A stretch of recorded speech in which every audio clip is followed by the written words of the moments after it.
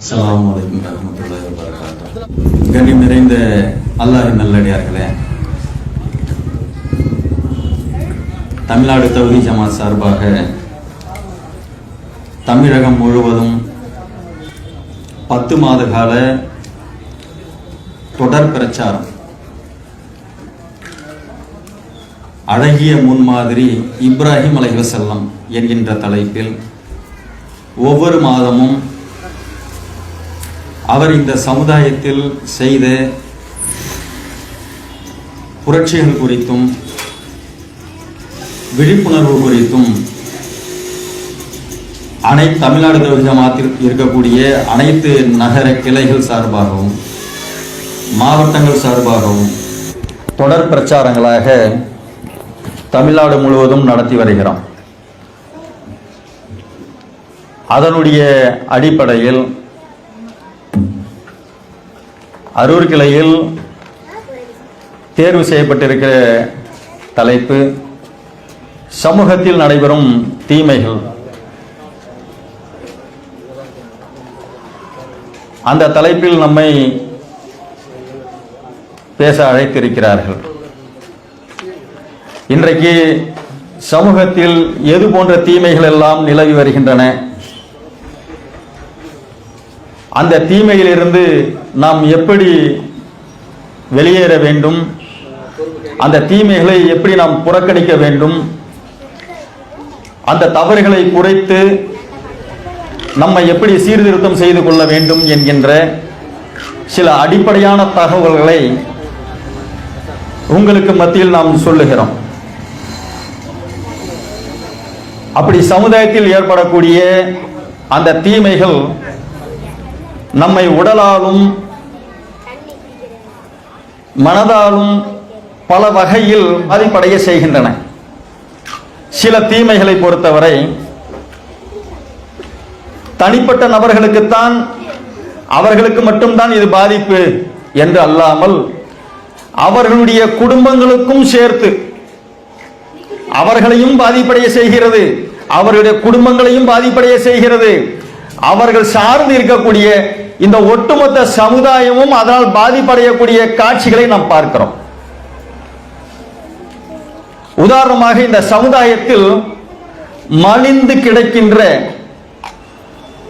பல தவறுகள், மனிதர்களை பாதிப்படைய செய்யக்கூடிய பல தவறுகள், தீமைகள் மது என்கின்ற பெயராலும் புகை என்கின்ற பெயராலும் அதனுடைய கிளைகளாக இருக்கக்கூடிய இன்ன பிற தீமைகளாலும் இந்த சமுதாயம் அதிகமாக நலிவடைந்து போய் அதனால் அவர்களும் கெட்டு இந்த சமுதாயமும் கெட்டு மிகப்பெரிய புற்று போன்று, ஒரு கேன்சர் நோய் நம்ம சொல்லுவோம் இல்ல, அது போன்று ஒரு செல் அரிப்பது போன்று அரித்துக் கொண்டிருக்கக்கூடிய பல தீமைகள் இருக்கின்றன.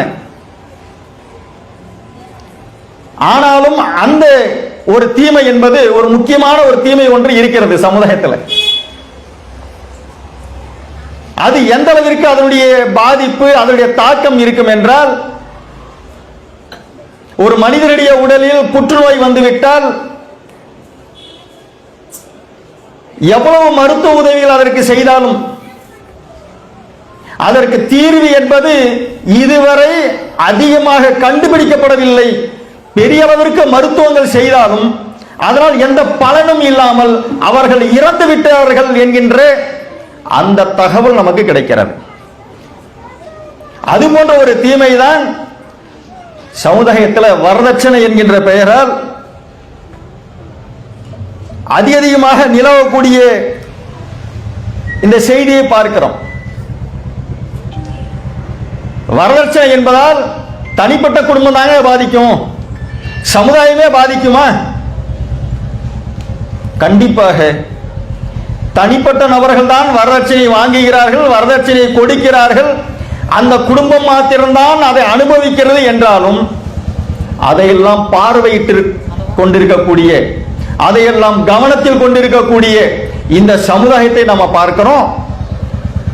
அதையெல்லாம் மிகப்பெரிய சமுதாயத்திற்கு ஆறுதலான செய்திகள் போன்று, சமுதாயத்தை உந்துதல் தரக்கூடிய செய்திகள் போன்று அதையெல்லாம் உள்ளத்தில் ஏந்தி அவர்களுடைய வீட்டில் நடைபெற்ற திருமணம் போன்று எங்களுடைய வீடுகளிலும் நடைபெற வேண்டும். அவர்கள் எது போன்ற இந்த திருமணத்தின் வழியாக அவர்களுக்கு கிடைத்த இந்த இன்பங்கள் எல்லாம் எங்களுக்கும் கிடைக்க வேண்டும். இது ஒரு நல்ல நிகழ்வு. திருமணம் என்பது ரொம்ப நல்ல நிகழ்வு தானங்க. இது என்னங்க ஒரு திருமண கூட்டம் போட்டு அதுல போய் இந்த செய்தியை போய் நம்ம சொல்ல முடியுமா? இன்றைக்கு அதிகமான மக்களை பார்க்கிறோம். பலருடைய வாழ்க்கை, தனிப்பட்ட குடும்பத்தினுடைய செய்தி தானே இந்த திருமணம் என்பது நாம் நினைத்துக் கொண்டிருக்கிறோம். ஆனால் பலருடைய வாழ்க்கை கெட்டு வீணாகக்கூடிய காட்சிகளை பார்க்கிறோம். அதே போன்று பல பெண்கள் முதிர்கன்னிகளாக இருக்கக்கூடிய, அதிகமாக முதிர்கன்னிகளாக இருந்து திருமணம் ஆகாமலேயே அவருடைய காலத்தை கழிக்கக்கூடிய காட்சிகளையும் பார்க்கிறோம்.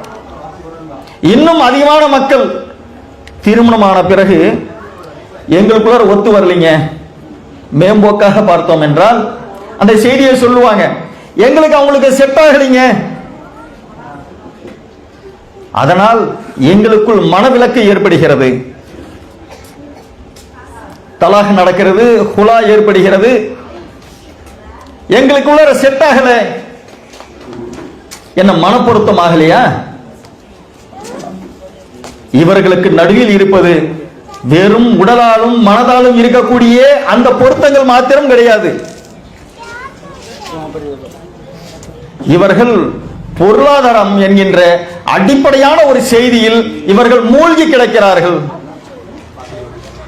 இந்த பொருளாதாரம் என்கின்ற இந்த செய்தியை பொறுத்த வரைக்கும் அதிகமான நாளேடுகள்ல நம்ம செய்திகளை பார்க்கிறோம். சமீப நாட்களாக நாளேடுகளில் சில செய்திகள் வருகின்றன. வரதட்சணை கொடுமையின் காரணமாக பெண் தற்கொலை செய்து கொண்டார், வரதட்சணை கொடுமையின் காரணமாக பெண் கொலை செய்யப்பட்டால், இந்த செய்திகள்லாம் சமூகத்தில் இருக்குதா இல்லைங்களா? நம்ம அதிகமாக இந்த செய்திகளை நம்ம பார்க்கிறோம். அதிகமான மக்கள் இதனால் பாதிக்கப்பட்டவர்களாக அதிகமாக இந்த சமுதாயத்தில் இதனால் பெண்களும் ஆண்களும் நிறைந்து பாதிக்கப்பட்டிருக்கிறார்கள்.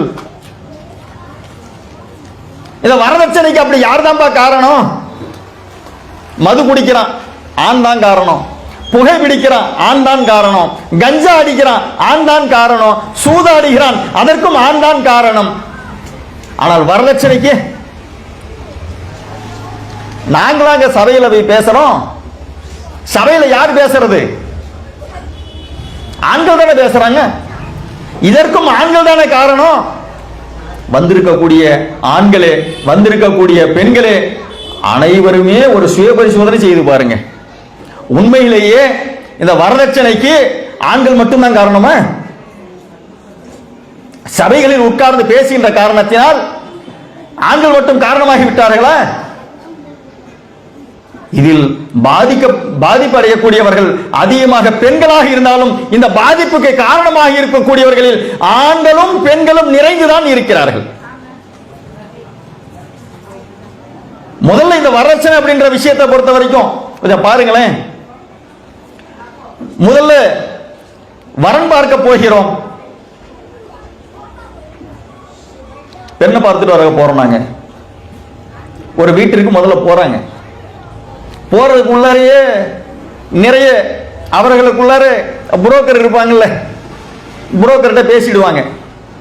அந்த வீடுகளுக்கு போனா என்ன கிடைக்கும்? ஓரளவுக்கு நிறைவா போடுவாங்களா? அவரும் ஒண்ணு கூட ஒண்ணு குறைய ஒண்ணு சொல்லி அந்த வீட்டுக்கு அழைச்சிட்டு போயிடுறார். இன்றைக்கு உலகத்தில் நடக்கக்கூடிய நிகழ்வுங்க இதெல்லாமே. உங்கள் பகுதிகளில் நீங்கள் உங்கள் கண்களால் பார்த்திருக்கக்கூடிய நிகழ்வுகளை தான் நாம் சொல்லுகிறோம். ஒரு இடத்துல வரன் பார்க்க போறாங்க. சென்ற உடனேயே அந்த வீட்டில் இருப்பவர்கள் அவளுடைய ஒழுக்க மாண்புகள், இதையெல்லாம் பார்த்தா பிரச்சனை இல்லை. ஆனால் முதல்ல போன உடனேயே அந்த வீட்டில் இருப்பவர்களிடத்துல நம்ம ஏற்கனவே புரோக்கர்கிட்ட சொல்லி இருக்கிறோமே, எவ்வளவு கொடுப்பீங்க, உங்களுடைய பெண்ணுக்கு எவ்வளவு சவரன் நகையை போடுவீங்க, கொஞ்சம் அபிஷியல் ஏரியால கொஞ்சம் இருக்கிறான்னு வைங்களேன்,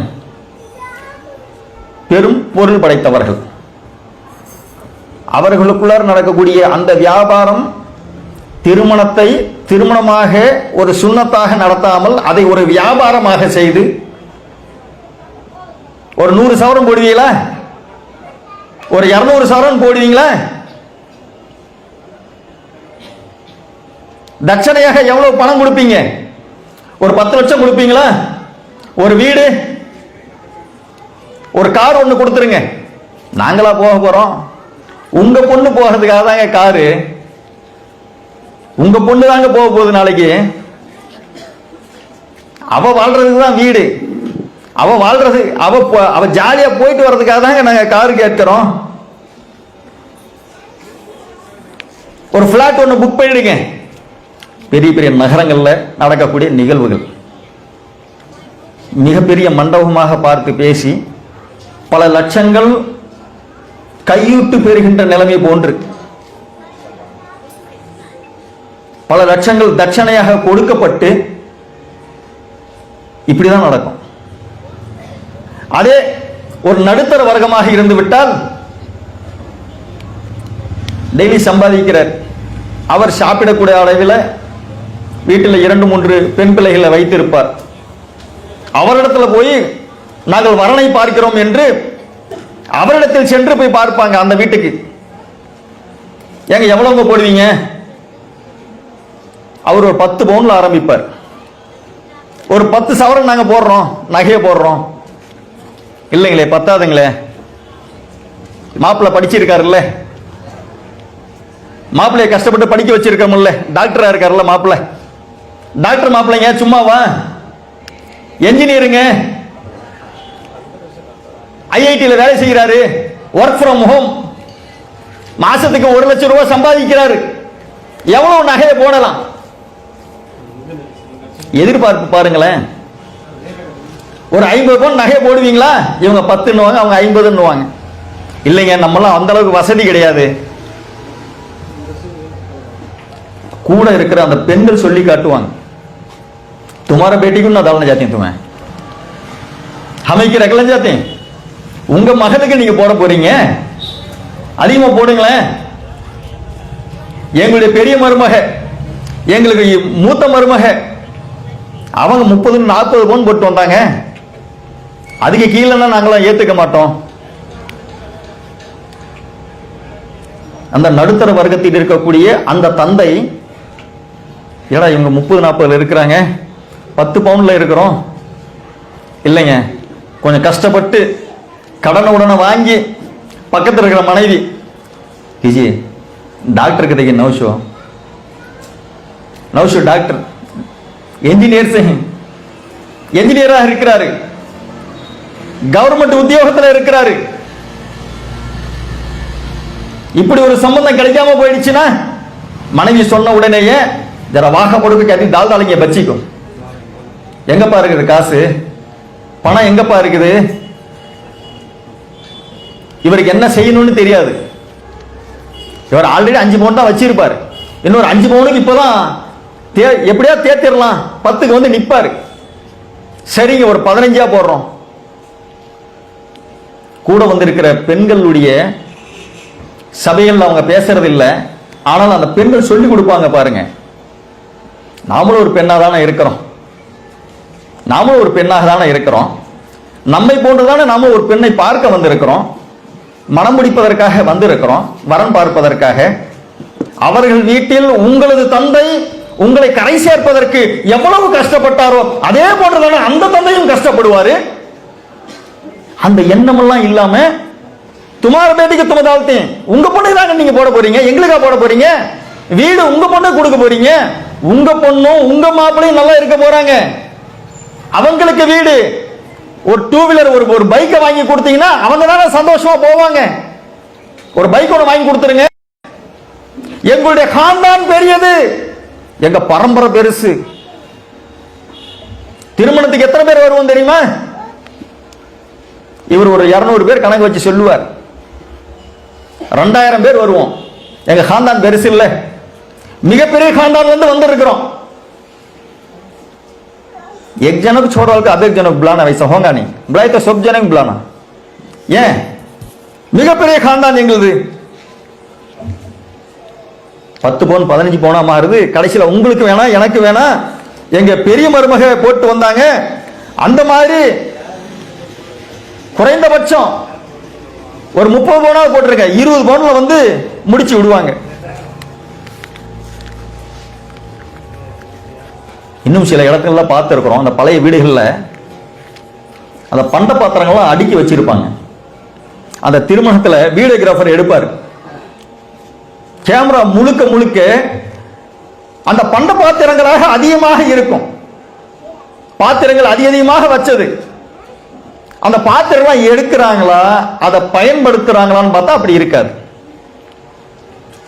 எல்லாம் 2 டஜன் 2 டஜன் கிளாஸ், 2 டஜன் பாத்திரங்கள், 2 டஜன் டபரா செட்டு, 2 டஜன் ஹண்டா लेते பித்தல் மலையிலும்.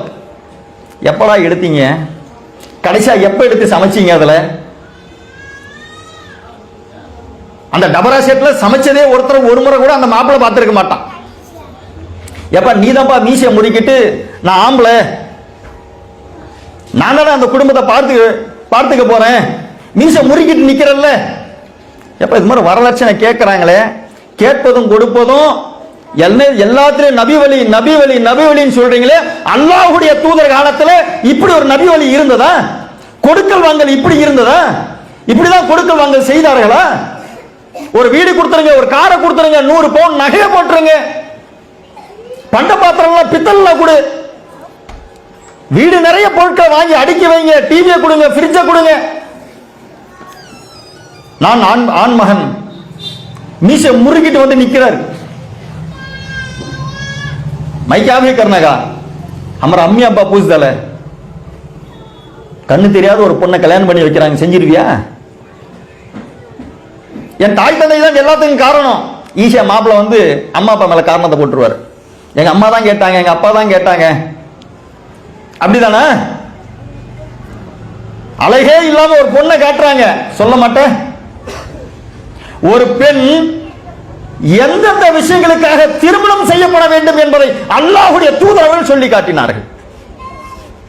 ஒரு பெண் அழகுக்காக திருமணம் செய்யலாம், அழகாக இருக்கக்கூடிய பெண் திருமணம் செய்யுங்க. அவருடைய பாரம்பரியத்துக்காக திருமணம் செய்யலாம், இதெல்லாம் செய்யலாம்ல. அல்லாஹ்வுடைய தூதர் எதை தேர்வு செய்ய சொன்னாங்க?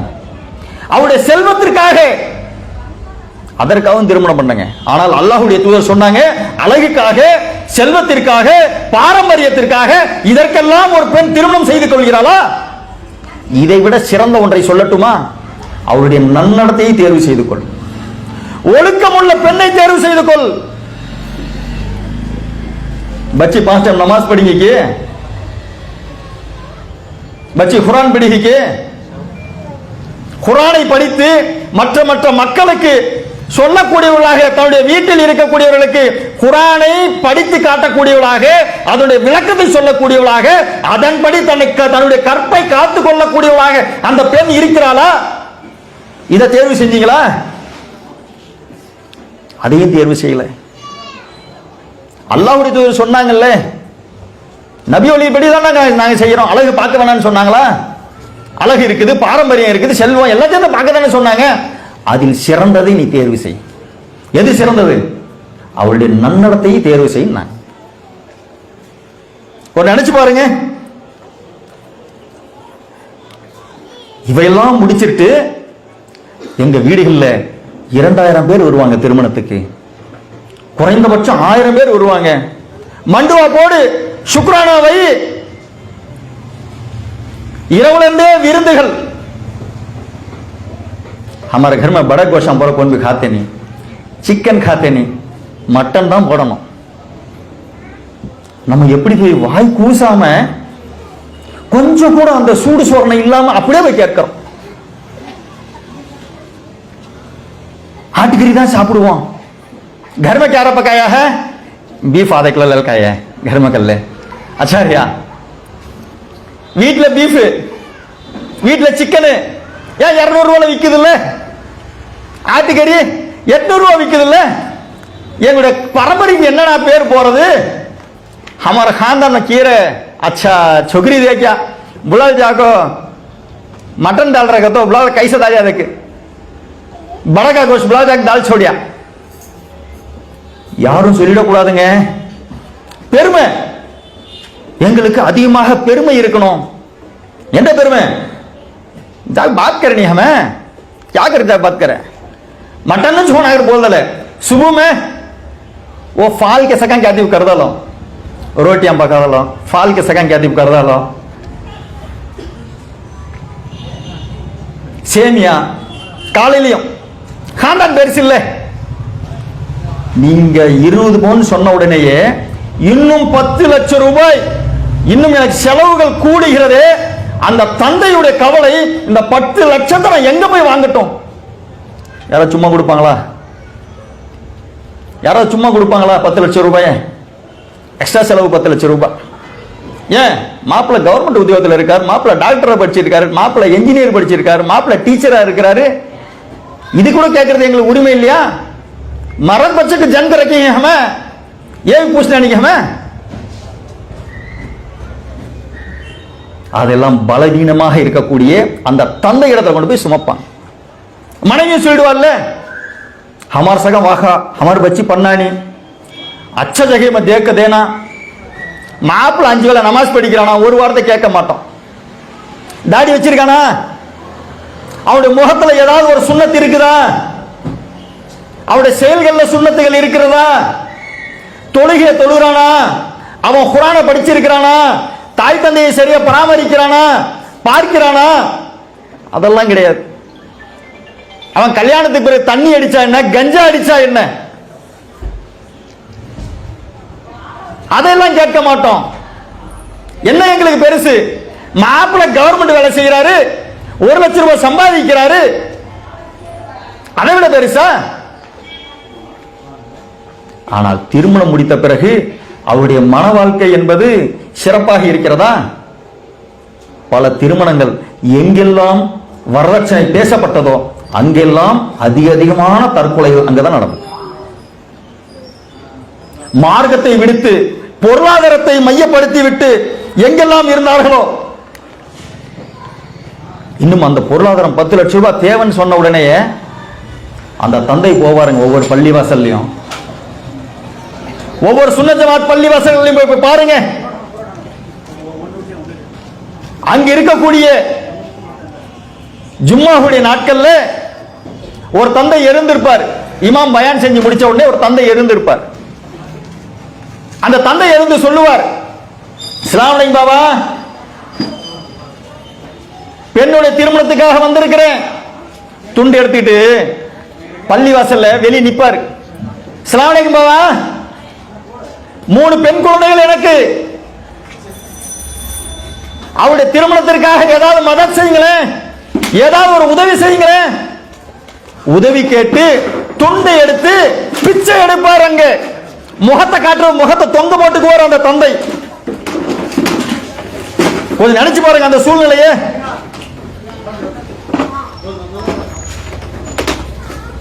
அப்படி பிச்சை எடுத்துட்டு வருவாரு. நம்ம மாப்பிள்ளன்றவரு மீசை முறுக்கிட்டு போய், பெண்ணுக்கு பாதுகாவல நான் சொல்றேன்ல, மீசை முறுக்கிட்டு போய் நின்னு, எங்களுடைய खानदान பெரிசு, மட்டன் பிரியாணி போடுறியா இப்படி கேட்பாங்க.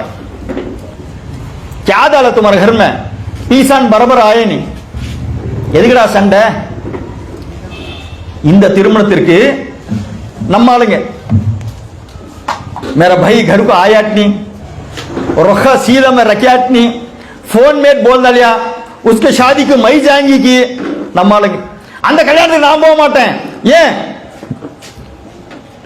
நான் நேரடியாக, எனக்கு நேரடியாக வந்து பத்திரிக்கை வைக்கல, அவன் பிச்சை எடுத்துட்டு இருக்கிறான் பாவம். பணம் இல்லாத காரணத்தினால் பிச்சை எடுத்துக் கொண்டே இருக்கிறான். ஒரு பள்ளிவாசலாக துண்டேந்தி எனக்கு 3 பெண் குழந்தைகளை பெற்றுவிட்டேன்.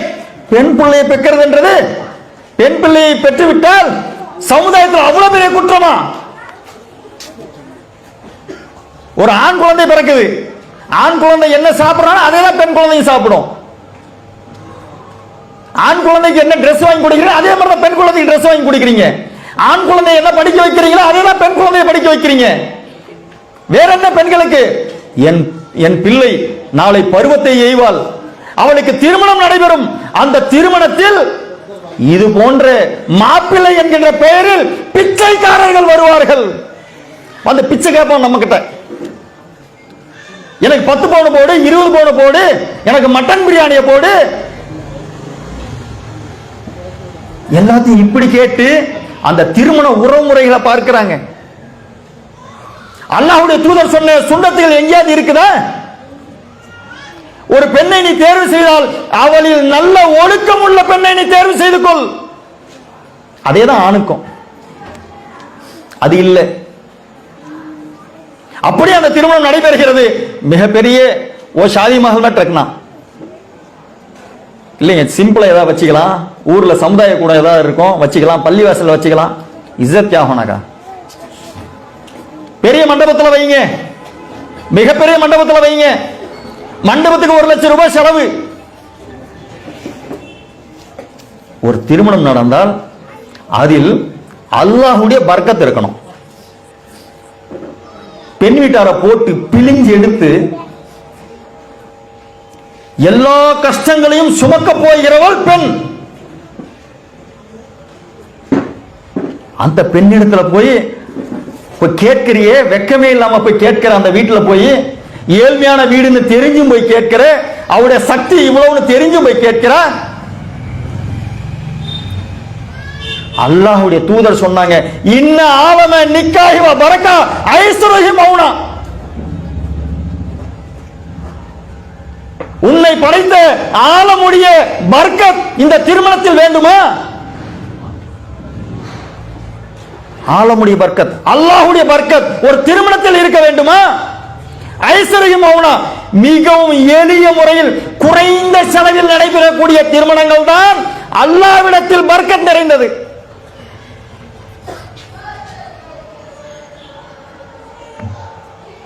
நம்மால் என்ன நினைச்சிட்டு இருக்கிறான், வந்து வீடு அந்த கல்யாணத்துக்கு வந்து 1000 பேர் சாப்பிட்டு போனாங்கல்ல, அவங்க துவா செஞ்சிருப்பான். துவா என்ன செஞ்சிருப்பான்? खाली 2 पीस आया म्हणजे शादी करिया इतना मंडप में डाल को शादी कर को 2 पीस आया खाली म्हणजे पीस आया नहीं. இன்னும் சில பேர் சொல்லிட்டு போவான், காசு இருக்குன்னு அழிஞ்சிட்டு போறான் பார். சாப்பாடுலாம் அப்படி அப்படியே வச்சுட்டு போயிட்டாங்க. அது இப்பெல்லாம் பஃபே சிஸ்டம் வேற நிறைய. 10 வகைகளாக உணவை சமைக்க வேண்டும். அதிகமாக உணவை சமைத்து அதிகமா வகை வகையா சமைக்கிறது. எல்லாம் இப்ப தந்தூரா தான் வேணும்ன்றான், தந்தூர் சிக்கனா தான் வேணும்ன்றான். இப்படி எல்லாம் எதிர்பார்த்து ஆடம்பரத்தை செய்து நீங்கள் எதிர்பார்த்தீர்களே. ஒவ்வொரு ஜமாத்துகள்ல போய் பார்க்கிறோம். இன்றைக்கும் சுன்ன ஜமாத்துகள்ல எந்த ஜமாத்தா இருந்தாலும் சரி, எப்படிப்பா திருமணம் பண்றீங்க? இல்லைங்க ஜி, திருமணம் ஆடம்பரம் கிடையாது, எளிமையாக தான் செய்யறோம். இதை கேட்கிறாங்களா? மண்டபத்தில் செய்யறோம். பெண்ணுக்கு என்ன கொடுக்கல் வாங்கல் என்னப்பா? ஒரு சபையில உட்கார்ந்துட்டு இமாம் சொல்றாருங்க, இமாம் சொல்றாரு, முத்தவள்ளி உட்கார்ந்து இருக்காரு. ரொக்கம் எவ்வளவுமா கொடுக்கிறோம்? வரதட்சணையாக அவருக்கு 1 லட்சம் ரூபாய் ஜோடைக்கு பைசா हम देते हैं 1 लाख रुपए. இதுக்கு சாட்சி யாரு? இமாம். அதற்கு சாட்சி யாரு? அதற்கு சாட்சி யாராக இருக்கிறாங்க? முத்தவள்ளி சாட்சி, ஊர்ல இருக்க பெரிய மனுஷங்க சாட்சி, எல்லாரையும் சாட்சி வச்சு பணத்தை கொடுக்கறாங்க. அதுக்கு இமாம் சொல்றாரு அல் ஃபாத்திஹா. அதுக்கு துவா. இந்த பாவத்தில் நீங்களும் பங்கு துவா, இந்த பாவத்தில் நீங்களும் பங்கு துவா. அப்ப செய்யறதெல்லாம் பாவம். பெண் வீட்டார புளிஞ்சு எடுத்துட்டு ஜோடிக்கு பைசன் சொல்லி 1 லட்சம் ரூபாய் வாங்குற, 20 பவுன் சொல்லி பேசி வாங்கி இருக்கிற இந்த திருமணத்தை நாங்கள் நடத்த மாட்டோம். ஈசி முறுக்கிட்டு சொல்லணும் ஒரு ஜமாத், நான் நடத்த மாட்டேங்க, இந்த திருமணத்தை நாங்கள் நடத்த மாட்டோம். ஏன்? வரச்சனை கொடுக்கல் வாங்கல் இருக்கிறது. ஆணுக்கு பண்ற செலவு தான் பெண்ணுக்கு, எல்லாமே இவ்வளவுதான். ஆனால் அல்லாஹ்வுடைய தூதர் அவங்க சொல்லி காட்டினாங்க, நாளை மறுமையில தான் ஏன் கொல்லப்பட்டோம், கருவறையிலேயே பெண்ணாக பிறந்த காரணத்தினால் தான் ஏன் கருவறையிலேயே கொல்லப்பட்டோம் என்பதை அல்லாஹ்வுக்கு முன்னாடி இருந்துச்சு ஒவ்வொரு பெண்ணும் சொல்லுவான். 2 மாசம் 3 மாசம் ஸ்கேன் எடுத்தாங்க, பெண் குழந்தைன்னு தெரிஞ்சிருச்சு, அழிச்சிட்டாங்க, கருவை கலைத்து விட்டார்கள். ஏன் கலைச்சாங்க? ஆணுக்கார செலவு தானப்பா பெண்ணுக்கும். ஆனால் பெண்ணுக்கு திருமணம் என்று வருகின்ற நேரத்தில் நான் ஒரு 20 லட்சம் 30 லட்சம் ரூபாய் கடன்காரனாக நான் போவேன். வாழ்க்கை முழுக்க அதிலிருந்து என்னால் மீளவே முடியாது. நான் மரணிக்கின்ற வரை அதற்கான வட்டியை கட்டணும். யாரும் சும்மா கொடுக்க மாட்டாங்கல்ல. அந்த பணத்தை இஸ்லாம் எதை தடை செய்கிறதோ அந்த வட்டிக்கு போய் நிப்பான் அந்த தந்தை. வட்டிக்கு நின்று வாங்குவாங்க, பள்ளிவாசல போய் பிச்சை எடுப்பாங்க. இவ்வளவு செஞ்சிட்டு அந்த ஆணுக்கும் பெண்ணுக்கும் திருமணம் நடக்கிறது. இந்த பெண் பிள்ளைகளும் பார்த்தீங்க வச்சுங்களேன், நம்முடைய வீடுகளில் இருக்கக்கூடிய நேரங்களில் தாயோடு சேர்ந்து விளையாடிட்டு இருப்பாங்க. தாய் எதை சமைச்சா, அம்மா எதை சமைச்சான்னு வைங்க, கூட கூடவே இந்த பெண் பிள்ளைகள் சுத்திட்டே இருப்பாங்க. ஒரு பீஸ் சமைக்கிறதுக்கு முன்னாடி சமைச்சிட்டு இருக்கிற நேரத்திலேயே அரையும் குறையுமா வெந்துட்டு இருக்கும், ஒரு பீஸ் எடுத்து பெண் பிள்ளை சாப்பிட்டுருவா. தன்னுடைய தாயாரிடத்திலும் தந்தையிடத்திலும் செல்வ செழிப்பாக வாழ்ந்திருப்பான். செல்வ செழிப்பாக வாழ்ந்தவள் தன்னுடைய குழந்தையை பூ போல வளர்த்து கொண்டிருந்த அந்த தகப்பன் திருமணம் முடிச்சு வைக்கிறான். சில மாதங்களிலேயே அவள் கருவுறுகிறாள். கருவுற்ற உடனேயே அந்த பெண் பலவீனத்திற்கு மேல் பலவீனப்பட்டவளாக ஆகிறாள். உண்மைதானே? நம்முடைய வீடுகளில் நேரத்தில் போய் அந்த திருமணம் பண்ண வீட்டில் போய் நேரத்தில் போய் சாப்பிடவும் முடியாது. ஏன்? நம்ம சாப்பிட்றத 2-3 டைம் खाना खा ला बोल रहे तो அவங்க சொல்லுவாங்க, खबीस के संग कैसा खाला फिरती देखे. யாரு? நாத்தனார் சொல்லுவா, மாமியார் சொல்லி காட்டுவா. யாரு? அந்த நாத்தனாரும் மாமியாரும் வேற வேற எங்கேயும் இல்லை, இங்கதான் இருக்கிறோம். நல்லா ஞாபகம் வச்சுங்க, அந்த நாத்தனாரும் மாமியாரும் எங்கேயுமே வேற எங்கேயும் கிடையாது. நாம தான் அந்த நாத்தனாரு, நாம தான் அந்த மாமியாரு. இவங்க ஏதாவது சொல்லிடுவாங்கன்னு சொல்லிட்டு அந்த பெண் பிள்ளை பயந்து பயந்து கொஞ்சம் கொஞ்சமா சாப்பிடுவா. अच्छा खाओ कुछ आओ शादी कर लगा गया हमें அவன் சொல்லுவான். பெண்கள்லாம் சொல்லி காட்டுவாங்க. அதற்காகவே அந்த பெண் பிள்ளை வீட்டில சுதந்திரமா சுத்திட்டு இருந்தவன் தன்னுடைய தாய்கிட்ட ஒரு நாளைக்கு 4 முறை 5 முறை கொஞ்சம் கொஞ்சமா சாப்பிட்டு பழகினவன் திருமணம் ஆன உடனேயே அந்த வீட்டோட போய் மெர்ஜாக முடியாது. உடனே கருவுறுதல் சீக்கிரமே அதற்கு தகுந்தாற் போன்று சாப்பாடு ஏற்கனவே அரகுறை கருவுற்றாச்சு. அதற்கு மேல் மசக்கி ஆன பிறகு அவள் வாந்தி எடுத்துக்கிட்டே இருப்பாள். அந்த சாப்பாடும் சரியா போகாது. ஒரு இன்றைக்கு இருக்கக்கூடிய அளவுகள், இப்ப நம்ம தண்ணீரை அளக்கிறோம், வலியை இவ்வளவு அளக்கிறோம், ஒவ்வொரு இதற்கும் அளவுகள்லாம் இருக்குல்ல, அளக்கிறதுக்குன்னு சொல்லி இத்தனை கிலோ இத்தனை லிட்டர் இவ்வளவு அளக்கிறதுக்கெல்லாம் இப்படி இருக்கும் இல்லைங்களா. ஒரு பெண் கருவுற்ற பிறகு அவள் தனது குழந்தையை ஈன்றெடுக்கக்கூடிய அந்த நேரம், இந்த உலகத்திலேயே யாருமே அந்த வலியை சமாளிக்க மாட்டான். எந்த ஒரு ஆணும் அந்த வலியை சமாளிக்கவே மாட்டான். எவ்வளவு தெரியுமா? அதன் பேர் டால் அப்படின்ற ஒரு கருவியில அந்த வலியை அளக்குறாங்க. ஒரு ஆணை அதிகபட்சமா ஒரு இரும்பு கம்பி எடுத்து அடிச்சுட்டா கூட வலியை சமாளிக்க இயலாம மயக்கம் போட்டுருவான். அவ்வளவுதான். அவன் சமாளிக்கக்கூடிய அளவு 45 டால். 45 டால் அளவுக்கு தான் ஒரு ஆண் வலிய உணர்றான். அதற்கு மேல் மயக்கம் அடைஞ்சிருவான் ஆண். ஆனால் பெண் பிரசவ நேரத்தில் மறுஜென்மம் எடுத்து வந்திருக்கிறான். நம்ம தான் சொல்றோம்ல, பேட்டி बहुत वाखा पड़दाली. ஏறத்தாழ 60 to 70 டால் வரை அந்த பெண் பிரசவ வலியை அனுபவிக்கிறாள். அந்த அளவுக்கு பிரசவ வலியை அனுபவிச்சு உன் பிள்ளைய அவ பெத்து கொடுத்து சாப்பாட்டுக்கு அட்ஜஸ்ட் பண்ணி உன் கருவை சுமந்து பிரசவ வலியை சுமந்து தாய்ப்பாலை கொடுக்கறாங்க. தன்னுடைய ரத்தத்தை அந்த உதிரத்தை உருக்கி தாய்ப்பாலாக கொடுக்கிற கடையில போய் பாக்கெட் பால்லாம் வாங்குறோம் இல்ல, அந்த பாக்கெட்டுக்கு மேல கொடுத்திருப்பான் பாருங்க. இது தாய்ப்பாலை விட சிறந்தது இல்லை. உன் மகனோ உன் மகளோ நல்ல உணவை பெற வேண்டும் என்பதற்காக தன்னுடைய தாய்ப்பாலை சுரந்து கொடுக்கிற அவளிடத்துல போய் நீ கேட்கணுமா?